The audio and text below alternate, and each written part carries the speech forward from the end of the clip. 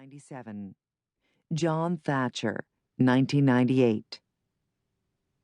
Okay, so here I am, just like back in college, writing this thing with only 40 minutes left to go before the deadline. Plus ça change.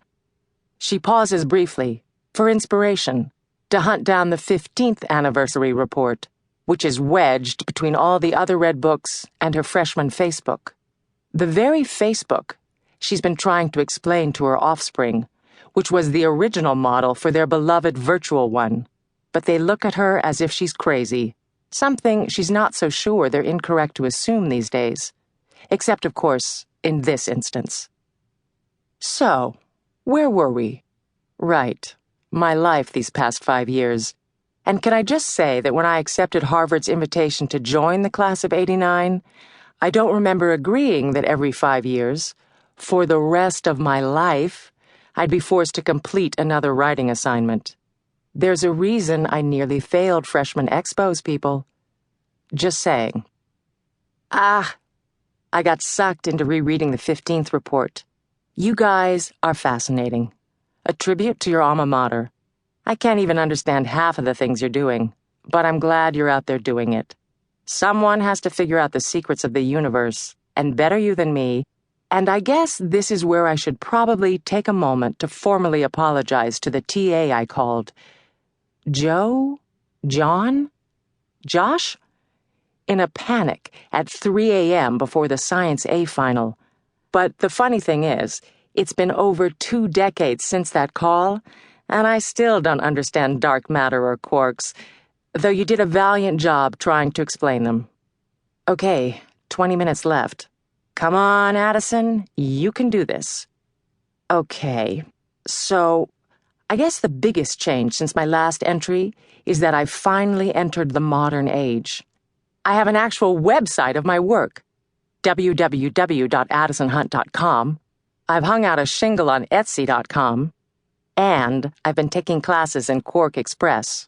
Finally, a quark I understand, and Photoshop to stay on top of the latest digital technologies. Still painting, as always, but my process has evolved from a kind of neo-abstract feminist expressionism into a photorealistic rendering of the mundane.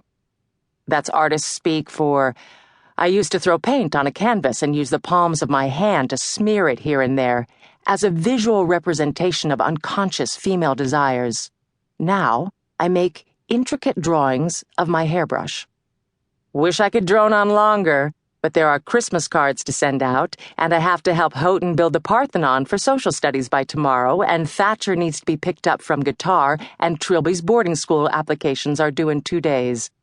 As you might expect, I'm a little behind. Clover Pace Love. Home address, 102 East 91st Street, New York, New York, 10128. Phone, 212-546-7394.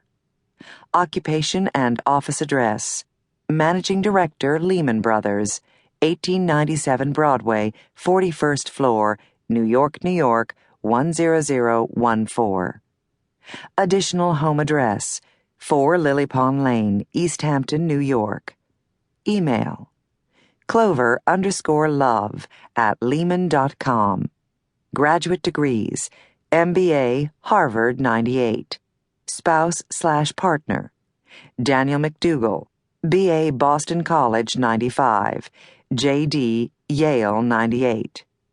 Spouse/partner occupation, attorney, Legal Aid Society. I wish I had something more interesting to report other than that, aside from a brief detour at the B school mid-career, I've been with the same company, Lehman Brothers, since the week after graduation.